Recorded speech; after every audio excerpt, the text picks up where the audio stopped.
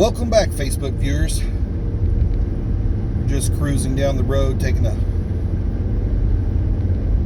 little video tour of the great outdoors. It's 97 degrees right now. A little while ago, my wife texted me and she said, my car says it's 108 degrees. Insane. Very, very hot today in the Communist Republic of Kentucky. You know, I should say the Commonwealth of Kentucky, but it's more like the Communist Republic of Kentucky.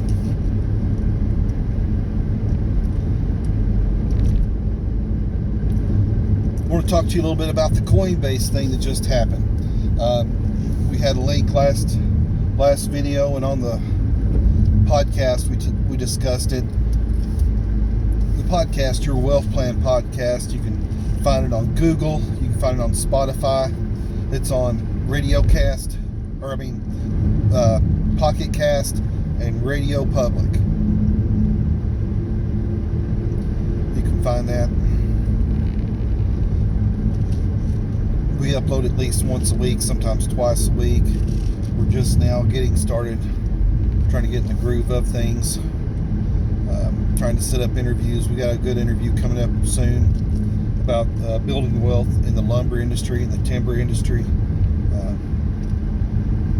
be a very good podcast. Look forward to it. I'll give you an update on it. I want to discuss the 300,000 Coinbase deal going on. They'll announce a winner in a few days. We did not get any subscriptions that I've seen that went out from Facebook, Instagram, YouTube, or Spotify, Google, RadioCast, Podbean, Breaker. It's another one that we're on. It didn't look like we got a very good response from that. That's okay. I was starting to get a little bit nervous after the Coinbase $300,000 giveaway because Dogecoin just seemed to struggle all week long while this thing was going on. And I was like, oh man, they have duped us.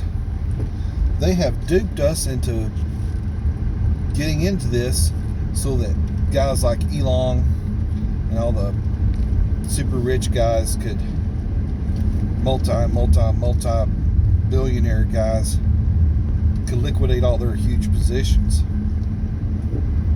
And that may have been what happened. I don't know. I think the highest Dogecoin got was like 34 during all this. It struggled to stay 31. It bounced around from 32 to 33. I don't know that it went much below 31 or not.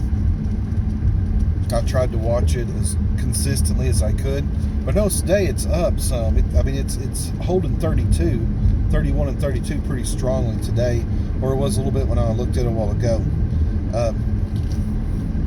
Of course, the giveaway's over for the 300,000 in Dogecoin, and I was really surprised that the price didn't spike. I personally am not a huge Doge fan because it's like the US dollar. They can print all they want. They can just print and print and print and print and print and print and print. And nothing really we can do about it. They can print to infinity. They can make that printer go brrr, as they say. So, you know, why would you want something that they can print thousands and thousands and thousands and millions and millions and millions of, you know, like the US dollar? Why would you want to hold on to something like that? So I only bought enough just to opt into the giveaway on Coinbase. That's all I did. I just, you know, full disclosure, I got just enough to get me in. You know, because they're giving away 300,000. And then they're giving away 10 chances for 30,000. I think in the last video I said 10,000, but it's 10 winners $30,000. And then there was like 6,000 winners. We'll get $100 for the third prize. But hey, if I can get one of the 6,000, I'll be happy. I'll be really happy with the 300,000. Right now, another $300,000 would put me in a position where I could not be trying to work a full-time job and run my holding company and grow it. I could just focus on just the holding company and the podcast and the videos, and your wealth plan podcast. I could just focus on that, maybe focus on merchandise and stuff like that. I wouldn't have to spend all that time trying to keep a job that can take away from other things. When you're working a job, and nothing against working a job, everybody's got to have a job one way or another, but a lot of times you'll miss out on $100,000 opportunities on a regular basis working a job. If you know what to look for, if you've studied and trained and prepared yourself, you miss out on $100,000 deals all the time. Sometimes $200,000 and $300,000 deals. A lot of times when I'm having to work and keep insurance on my kids and my wife and everything, I'll be like working 60, 70 hours a week trying to run the holding company and stuff like that, and miss, $100,000, $200,000, $300,000 opportunities within a month span. The velocity of money has really changed. A couple years ago, about 2018, the velocity of money slowed down and crashed. It's like the velocity fell off a cliff, literally. No one was buying cars. Nobody's doing anything at all. Well, here lately, since COVID's been over, the velocity of money, well, COVID's not over, but the new variant is coming out, and UK has gone locked down again. UK, you guys got to get out of that place. You're never getting out of lockdown. They're going to keep you there forever. Oh, you got to get out of the UK. You got to get out of communist Canada. Communist Kentucky's pretty bad, but it's not as bad as communist Canada or communist UK. Oh, we're not commies. We have the monarchy. Yeah. Crazy. But anyway, you miss out on all those opportunities. So $300,000 could set me up. An extra $300,000 in the company's portfolio could set me up and get me out of that place. That would provide, if you know where to put it, you know how to use it, $300,000 can retire a lot of people who are willing to live below their means.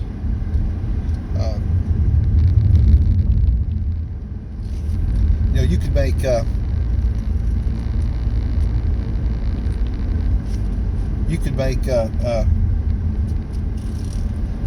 for $100,000 in the right stock fund, the right fund that pays a monthly dividend, and you could make,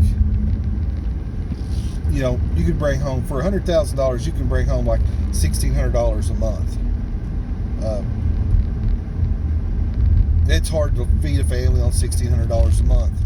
I know, but if you're starting out, what could an extra $1,600 a month do for you and your family? It could really help. It could help out a lot. Heck, if you listen to Dave Ramsey and he making an extra $500 a month can put people on the right track, or even $50 a month. Hey, deliver pizzas one night a month, or whatever. Thing is, you got to do whatever you got to do. But would I be happy I won that $300,000? Doggone right, I'd be happy I won that $300,000. Would I be happy if I won that 30,000? Doggone right, I'd be thankful if I won that 30,000. Now that wouldn't be life-changing money in no way, no way, shape, or form would that be life-changing money. But it would put me, a few months ahead of my goals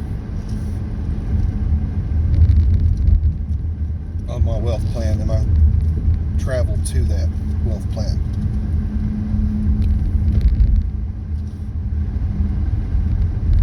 But anyway,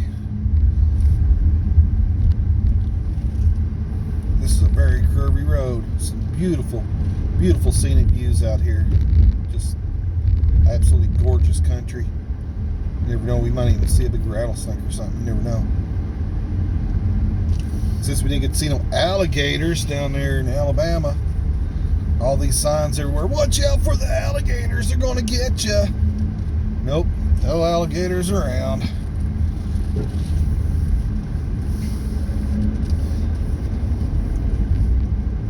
But anyway, back to Coinbase.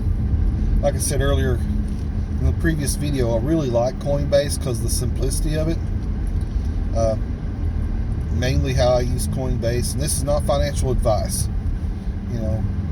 When you're building your wealth plan, you need to seek out a certified financial advisor, and you need to go over and discuss with him the things that you want to do, the things that you want to accomplish with your wealth plan, and your goals and aspirations for that, and how to set that up properly.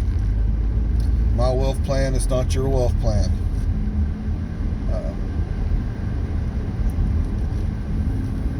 So this is not financial advice. This is only education, entertainment purposes only. But back to Coinbase. I primarily use Coinbase. I get all the free stuff off of it I can, which is great for that. You can earn free tokens, free coins. Every time they release a new one, they have like a little incentive program that they have on there. And what they do is they I'm careful and scratch up my car. And what they do is, you watch these videos, and when you do that, you get to, you earn like dollars, US dollars, in certain types of coins. And that coin does fluctuate. It goes up and down as it's traded. It's just part of it. But anyway, I primarily use Coinbase for one reason, and that is I buy it. That's how I buy my Bitcoin.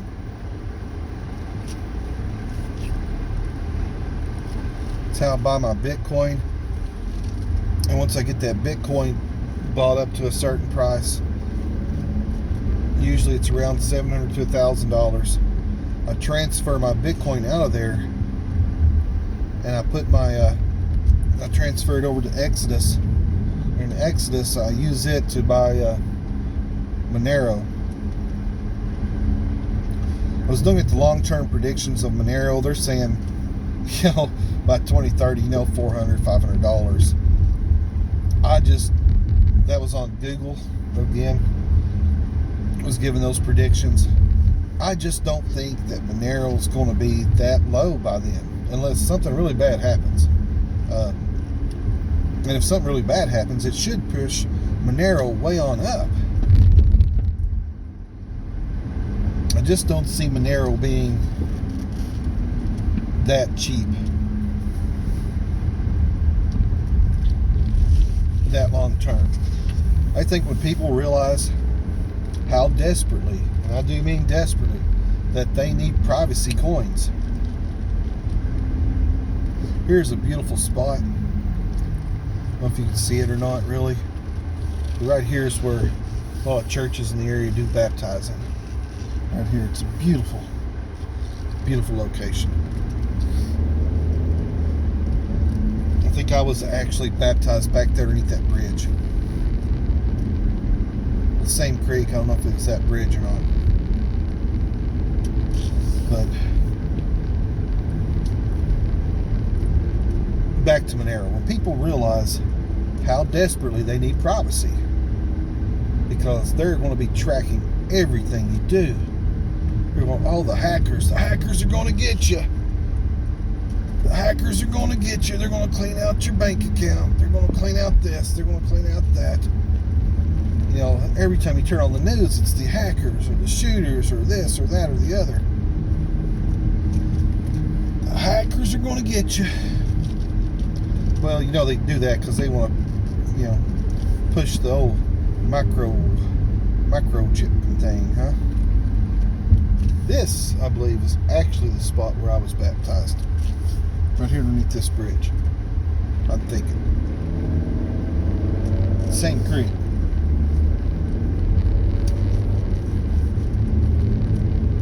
But anyway, when people realize that, how desperately they need Monero, you're going to see that price go up. Now, Jeff Berwick says Bitcoin's going to fall. It's going to be around $300-400 the way Monero has been here recently, you know, like the 200s or whatever. He's saying Bitcoin is going to fall down to that range, and Ethereum, because of, you know, it's traceable. It's completely traceable. You can't hide nothing you do with it. And not saying that you want to be, if you're doing something illegal, you got to hide from the authorities. But when you have people trying to hack into the bank and steal your money because you think you got it safe there, well, you got people stealing your identity. They're stealing your credit cards or spending your money. They're stealing all of that information. Why? Because it's traceable. They can trace all of that. They can trace your credit cards. They trace any of that stuff. When people realize, hey, I don't really want a microchip in my arm or in my hand. I need money that's traceable, or that's not traceable. Money that they can't steal from me. When people realize that, you're going to see stuff like Monero, Pirate Chain, and other privacy coins like Monero really skyrocket. It's going to go up like crazy. You're going to see them doing thousands of dollars, if not 50 or 60,000. I don't know. I don't know if it'll get that high or not. But Jeff Berwick says 60,000 within the next 3 years for Monero, and certainly hundreds of dollars for Pirate Chain. In full disclosure, I don't own any Pirate Chain. I would like to own some Pirate Chain. I really would. I just can't figure out how to buy it. I keep downloading all these apps that say, hey, buy Pirate Chain here, buy Pirate Chain. And I buy it, or I don't buy it, but I download the app. It turns out I can't buy it. Can't buy it through them. I even looked it up online, and my sons looked it up, and they've been sending me links. Hey, you know, get your Bitcoin here, take your Bitcoin out, put it in your wallet, your exchange, download this exchange, transfer your Bitcoin there, and buy it here, buy it there. Okay, by the time you do all this stuff, every time you're moving that Bitcoin around, you're getting charged. I think the last time I bought Monero, it charged me $37 to buy Monero. So think about that. You're spending a lot of money just to try to move it around and get it. So when you make a purchase, you need to make sure you're making big purchases. So build up your Bitcoin. And when you go to make a trade, get the price you want and buy as much as you can, because it seems like no matter what size of order goes through, they're still charging you like 30, like $30-something, $37, I believe is what I figured it up to, give or take a few.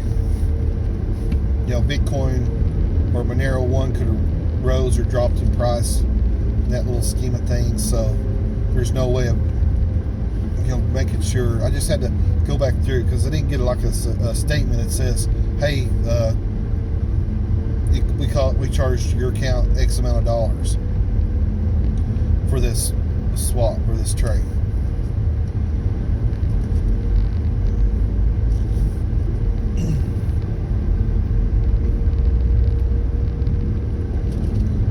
And back to the news, saying earlier that the EU is locked down. They are completely locked down. They were supposed to be getting out of jail. And now they're like, oh, we've got everybody vaccinated. We're going to get out of jail now. We're going to be free people. Nope. With this new strain, they're saying, oh no, we're going to keep you locked in. This new variant's got you.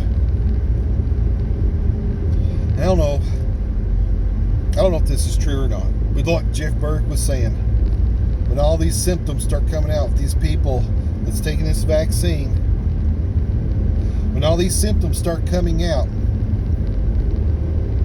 there's going to be like, oh, there's a new variant. Oh, there's a new variant. There's a new variant.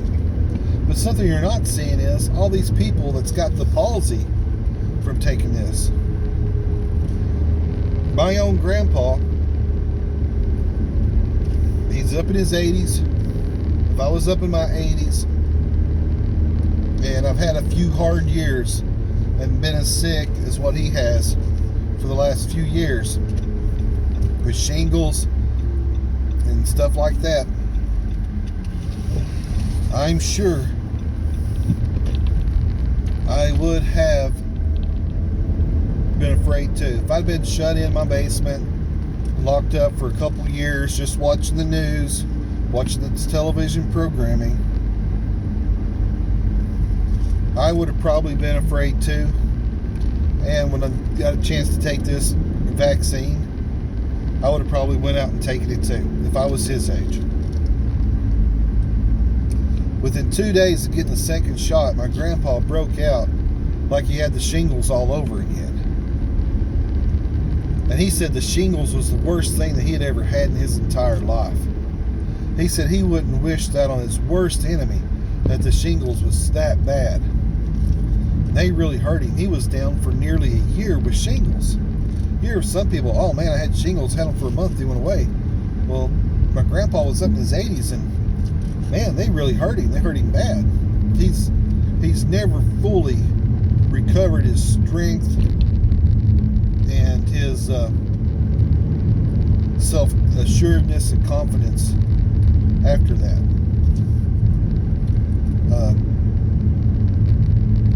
But I love my grandpa. I'm not dissing my grandpa here. Fortunately, it didn't last, I don't think, even a week with this breakout that he had. I'm just saying it's how bad shingles are. So here he is. He's broke out with shingles after his second dose. But now he's fine. He's on the mend. He's out going.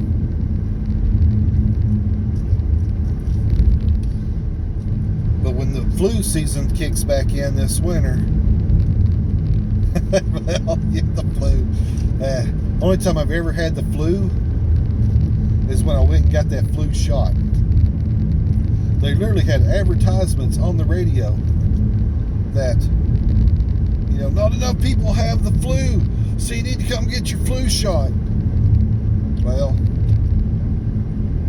whatever.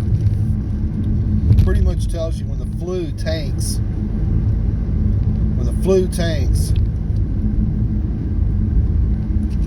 that they're giving it to you, that shot. So you have all this stuff coming out now, Fauci's emails. Nothing's ever going to come of this. People's going, oh, they're going to do something about it. No, they're not. Just like the Clinton tarmac thing, that reporter, he got suicided. He got suicided in his own house. because I'm sure he was all depressed. Super famous, super rich guy. He's probably super depressed, gonna just off himself for whatever reason. No, not very likely. Very likely it took him this long to get him in a position to whack him, because he done reported that, hey, I'm having death threats after this stuff. Well, like they say, revenge is a dish best served cold. And I'd say he's just another number on the Clinton books right now. And people seem to forget all the people that she had whacked during her campaign. There's people around him getting whacked all the time, and nothing ever comes from it. Nothing is going to come from this deal with Fauci either.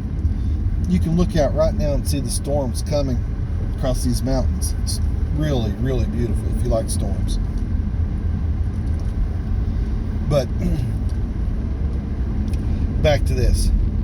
They found that guy suicided. They're not going to do anything about it. I guarantee they'll do nothing whatsoever about it.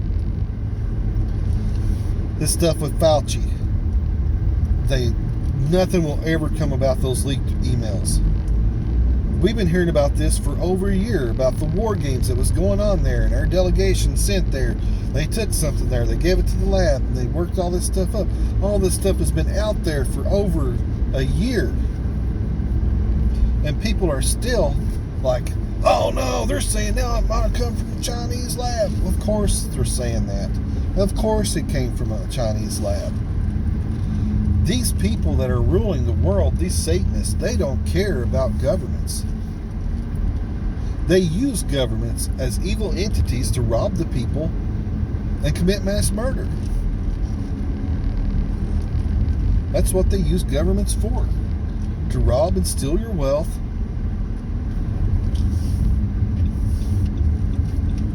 And to commit mass murder. That's what they use it for. But yet everybody's like, oh, gotta listen to the government.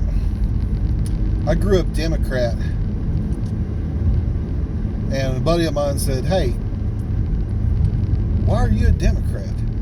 You are not a Democrat at all. And I started telling him, so he said, just tell me why you're a Democrat. I said, well, you know, I believe in individual rights. I believe in freedoms. I believe that people should, people should take personal responsibility. People shouldn't depend on the government. He said, well, what do you think about abortion? I said, oh, I'm dead set against abortion. Abortion's murder. It's evil. There's all kinds of families out there that would love to have a kid. Get that kid up for adoption. What's it going to hurt? What's it going to change? Get that kid up for adoption. There's families out there that would love to have a child. But they make it so hard here in the United States that you can't hardly get it. That a person can't really just go out and adopt a child unless you got $20,000 just to put away on it. Then you got to have so many thousands of dollars in there to ensure that you're going to give the child a good life. It's much better to keep him in an orphanage, or jumping from foster home to foster home than it is to put him in a home with a family that would love him or her and do their best to provide him. They may not have the best of everything, but the kid will be loved on an individual basis. You get that one-on-one attention that they need. That's a different story. Anyway, he said, now listen, he said, you believe in firearms, he said, you love guns and stuff. I said, yeah, I do. I grew up with a gun in my hand. I did. I grew up with that. It's our culture, it's our lifestyle. We hunted, we fished. We protected our property. Somebody down there on your property, you put a gun in your hand, you went down there and you asked them what the heck they were doing on your property. If you knowed them, you laughed it off and went on your way. If they didn't have no business there, you told them to get out of there. There's a man coming across my grandpa's one time with a combine. Just thought his farm was on the back side of my grandpa's, and he thought he would just drive his combine through my grandpa's without even asking him. Well, my grandpa had a gate hung up there that went over to the back field that went back and bordered this guy's farm.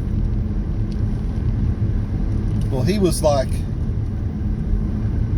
I'll turn around here for a second so you can see this view. This is a beautiful, beautiful view. Storm rolling in. Just a beautiful, beautiful view there. But anyway, he's coming through with that combine. Well, my grandpa sees him, and he drops what he was doing, because that guy come through, and he starts taking down my grandpa's gate on my grandpa's property. He thinks he's just going to take it down and take this post out so he can get his combine down there into that field. My grandpa dropped what he was doing and he yelled at him, my great grandpa, and he said, hey, he said, you got as long to live to get to that highway as I got to get to my shotgun. That guy dropped what he was doing, and he took off straight back to the highway with that combine. And my grandpa ran for his shotgun. That's a true story. My grandpa would have killed that man right there. But he had no business coming on private property, taking down a gate and thinking he was going to cross it. Now I know the World Economic Forum and old Satan Claus says, oh, you'll show nothing. And they're going to try to tax the crap out of us so we can't hang on to our land. We know that's happening. We know it's going to happen.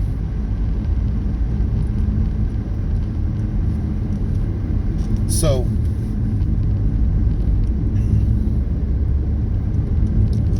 what's going to happen when these guys show up and start trying to steal and come in and take it? It's going to be a bad situation. They will have to take the guns before. They'll have to take the guns before they try to steal our property rights. And once they get the guns, they will take our property rights then. They'll just roll over us like nothing left.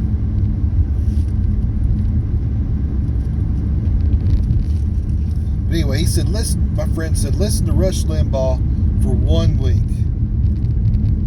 Just for 1 week, and see if you're really a Democrat or not. Well, I listened to Rush Limbaugh for 1 week, and boom, I realized, hey, everything I grew up on my great-grandpa's knee, my grandpa's knee, and learned about the Democratic Party and how great they were and how they stood for the little man and individual freedoms and all this kind of stuff, well, it's not so anymore.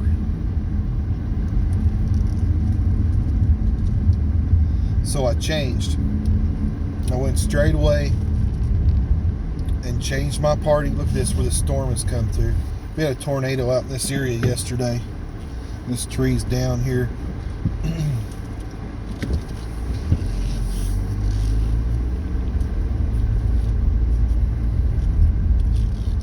Anyway, so I changed to Republican. And then I got to noticing, hey, you know, the Republican Party, it ain't all that either, you know. So I started, I became a libertarian. I'm still a libertarian. I'm not a registered libertarian. I'm a registered Republican, because you just can't get anywhere in politics, and you can't support anybody that's might make a difference. Of course, I know now that they don't. But at the time, I thought, you know, if I'm going to support someone that can make a difference, I need to be a Republican. Because the Constitution Party virtually has nobody that's going to ever get in there. The Libertarian Party doesn't either. They're never going to get a chance. Would they do a much better job? Oh yeah, they do a great job. They do a lot better job than the crap they've got in there now. Guys like Ron Paul, he's the real deal. He's not in there anymore, but he's the real deal. Rand, I just don't know. Rand is a little bit like his dad, but he ain't his dad. And yeah, he is my senator. And I'd sure much rather have him than any others. Yeah, we got Mitch McConnell in there. Trust me, I'd like to ditch the Mitch, even if he is majority leader. He just isn't, he's just an insider. Once these guys have been there for a while, they're insiders. Just, they're on the global scene. They're on the Rockefeller payroll or the Koch payroll or the, they're just tied in with all the Satanists and all these Baphomet worshipers out there. One sex, one world, one religion, one currency people.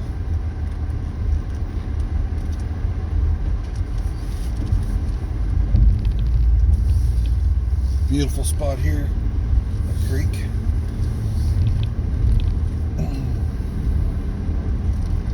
But anyway,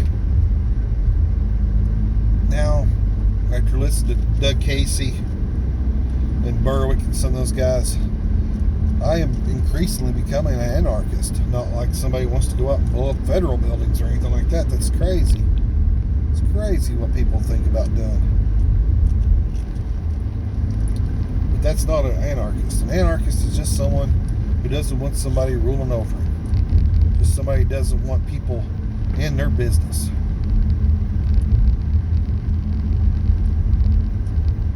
I want to run my business. I don't want the government in my business. I want to own my property. I don't want the government telling me how to own or run my property. That's just, I want to work hard and make my own money. I don't want the government stealing it through taxation and license fees and any other thing that they can come up with to steal your money. You're in a free country when they take a right away from you and then sell it back to you with a license. And that's what happens.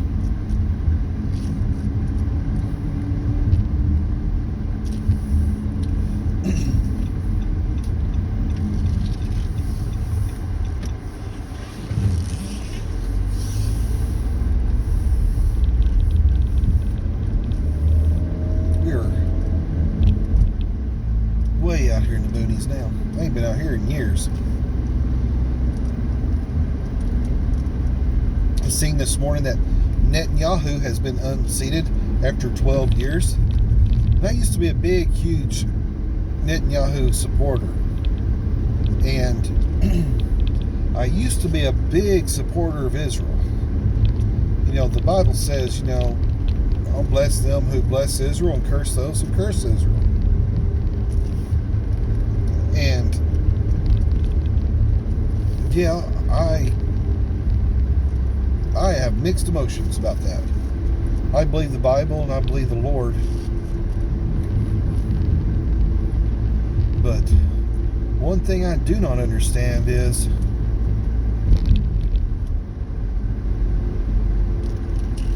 a lot of the Jewish people are there, European Jews. They weren't the original 12 tribes of Israel. They weren't. A lot of the people there are not the Hebrews. They're European Jews. And they persecute black Jews, supposedly. I don't know. I've never been there. I'm unsure about the whole situation. And yeah, before, when I believed the media, before I watched on live TV the lady scooting across through there and the lady on the Weather Channel, she's having to swim out through there in a canoe because it's so bad that floods are just a-coming, and there comes a guy with wading boots on and walks right next to her. It's like, oh no, camera's still rolling. Even the Weather Channel's fake news. And then, everybody was watching all the CNN guys, that was green screening or whatever. And how they had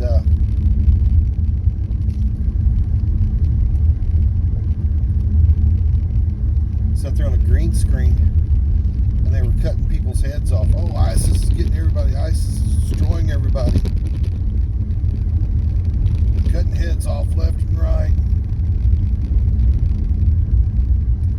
Oh, this is too rough for the camera. I don't know about this.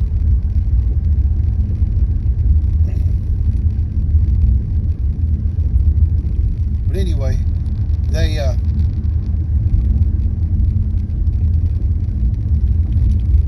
were faking it all.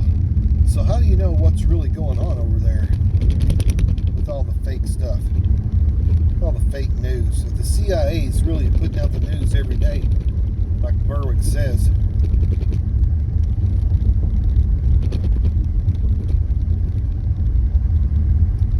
how do you know what's real and what's fake?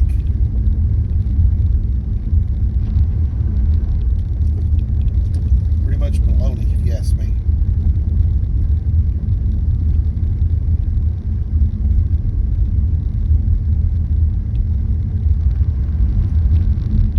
So Netanyahu's out. I don't know who's in yet.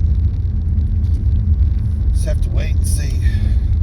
See if it gets any better down there with all the wars and all the bad stuff happening.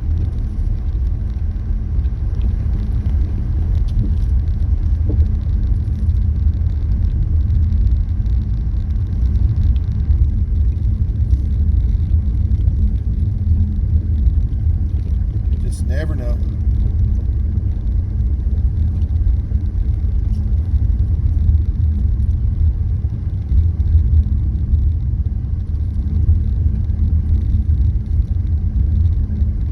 I guess I'm going the right direction. It said swinging bridge this way. I want to get down here and be crossing somebody's property I don't need to be crossing and get shot. That's for sure. But anyway, back to financial news.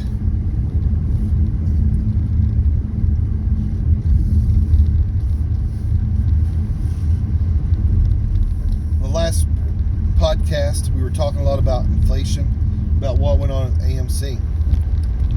Notice that it's it just kind of fell off, completely off. And AMC come out and said, "Oh, we're selling like 11 million something shares." While it was high, and it was really a smart move, I guess, for them. But when they told their investors that, hey, shareholders, we can't guarantee that you're not going to lose money, it sent a lot of big time shareholders running for the door. So everybody's trying to buy and short squeeze that sucker. They're trying to buy while everybody else is selling. And it's like the price just went down all day long. I mean, it might pop up for a little bit, but it would never recover to that top price. And then it would spike a little bit up after hours trading. It would spike up a little bit, and then just go right back down. GME did come up, and it kind of had the same pattern. GameStop did this past week. Like I said, I lost some money on it. It just wasn't worth it. I thought, well, I might make a quick $1,000 or $2, but it just wasn't worth it. In the end, I wished I'd just sat back and watched the show. If you watch Jeremy Levere or whatever his name is on Financial Education 2, a lot of times he just says, I'm just going to sit back and watch the show. I'm not going to get in, I'm just going to watch the show. And that's what I should have done, just watched the show and enjoyed it. But I didn't. I got in, and I should have stayed out. But I didn't lose much, just a few dollars, not even $100 or nothing like that.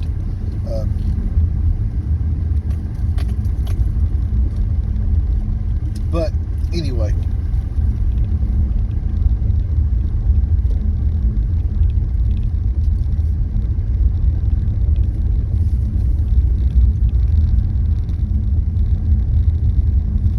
to AMC, coming up on a church house down here. I was here one time years ago with my dad. He picked me up early from school, and we came out here Jeep riding and came across this. There's a swinging bridge out here. This right here goes down to a creek.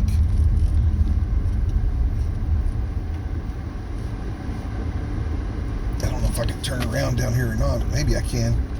Good thing this SUV's four-wheel drive.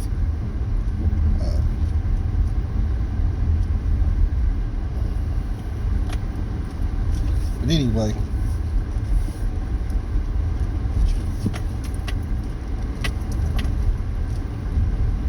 there's a place to turn around. We have to.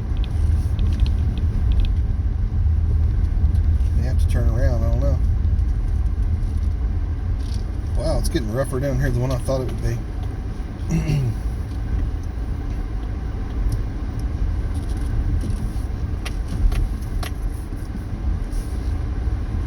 But on the next podcast, there's a swinging bridge.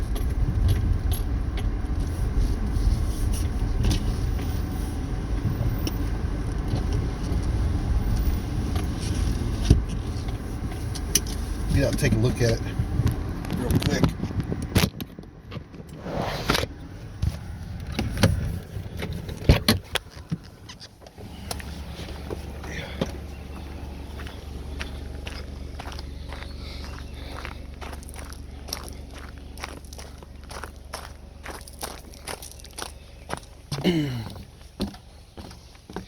Beautiful out here. Beautiful area. I hope this thing don't fall with me. I'm about 300 pounds.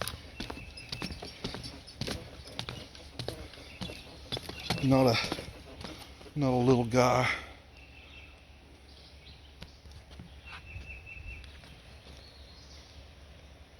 Or get back to my car. Let the car door open. You want no rattlesnakes getting inside it. For copperheads, it'd be bad going down the road and have a rattlesnake lay into you, or a copperhead.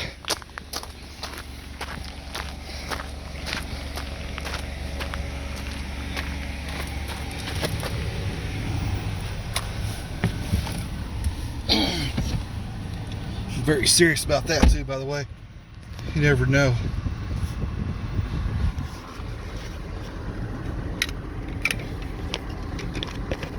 Bad deal. About an hour away from any kind of doctor or saying have a big rattlesnake bite. That would not be good. Not be good at all. I don't know if I can turn around down here or not. No. Down here you gotta go across the creek.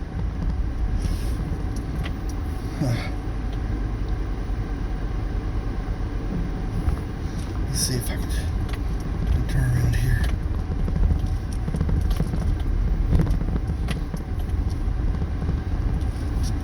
Look at that, ain't that beautiful?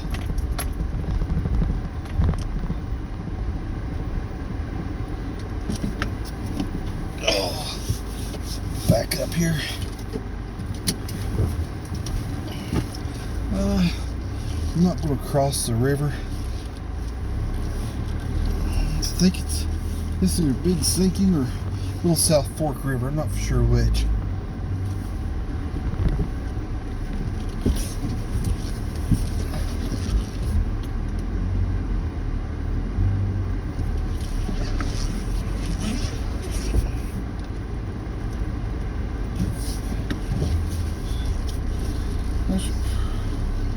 Hopefully put it in all-wheel drive.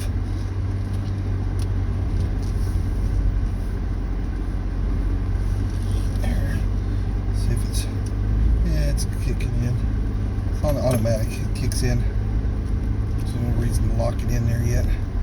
There's a view, if you look off right there, you can see the swinging bridge.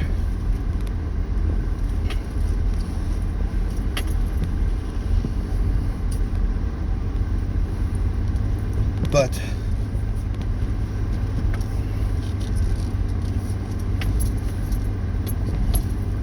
primarily, get back to the podcast and what's coming up on this next episode.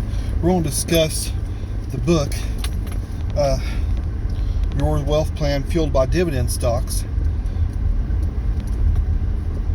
which has the same logo as the podcast. It's for sale on Amazon. I'll leave a link in the description below how you can find that. But you can I remember being here with my dad. Got me out of school one day. We come down here with the Jeep. We crossed the river. Great day. I don't remember much about it, but just being with my dad is one of the best days of my life. Just me and him. It was a great day.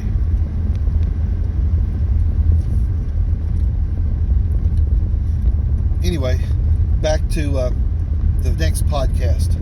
We're going to do we're going to discuss a little bit the strategies that's kind of covered in the book Your Wealth Plan Fueled by Dividend Stocks. What we're going to do is we're going to discuss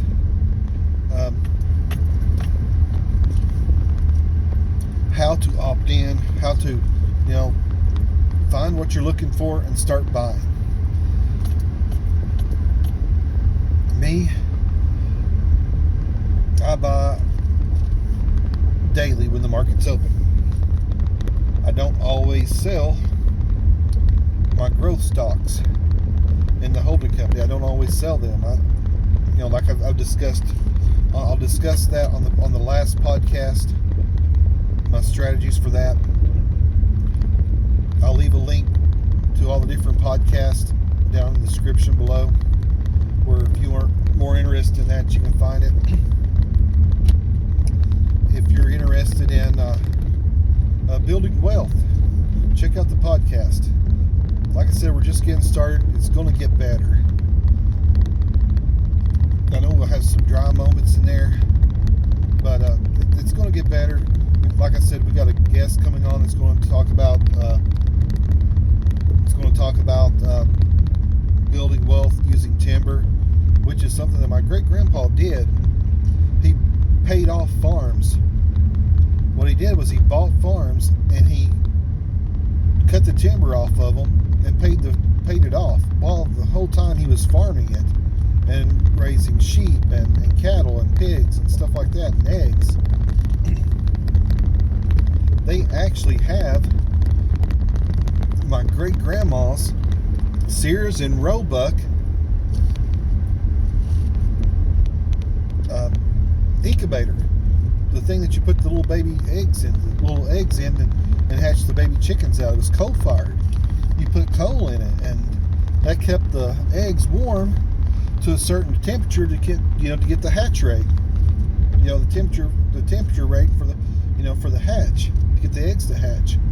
Because my grandma, she raised chickens. She raised eggs. She sold eggs, and she also sold chickens.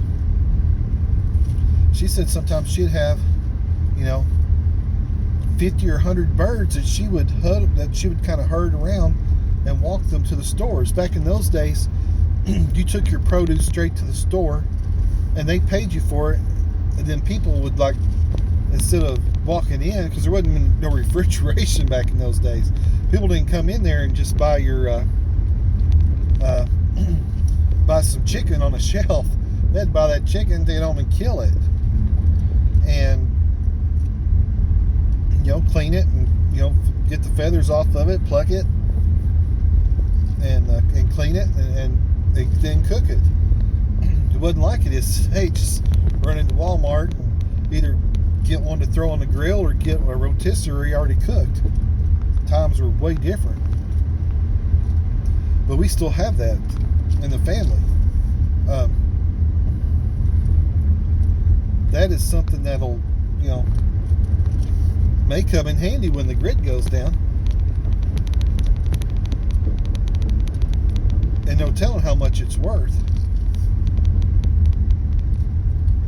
But it'll be worth even more in a grid down situation. back to the podcast. This next one, we're going to be discussing in depth the system I put forth in the book. Now, we can't really go into the entire thing that's in the book, but we can because of my agreement with Amazon. So we'll just go into bits and pieces of it. And in the last podcast, I discussed a little bit how I buy and sell. So if you want to link to that podcast, I'll leave it in this video description so that you can learn more about that. It's really starting to get darker as those storm clouds are moving in.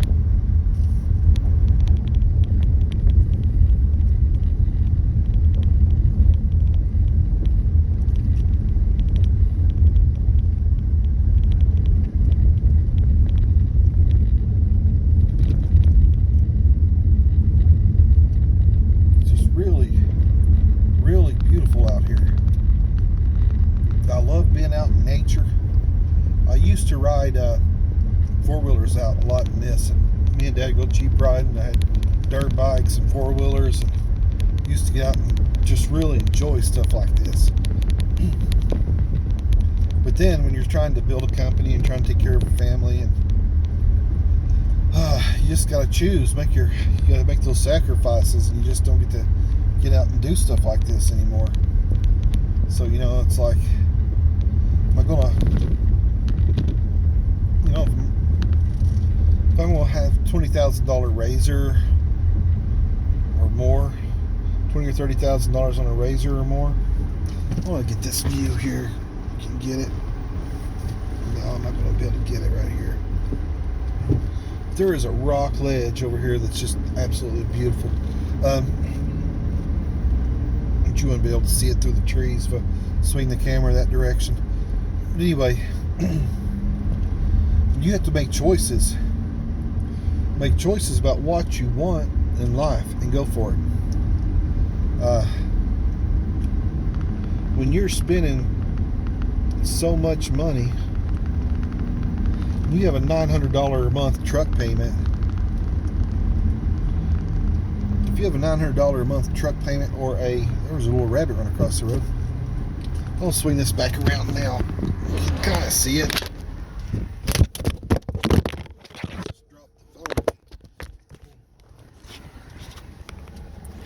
Look at there. It's beautiful.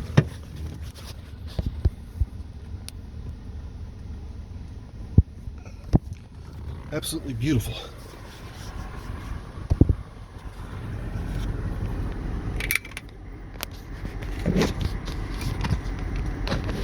But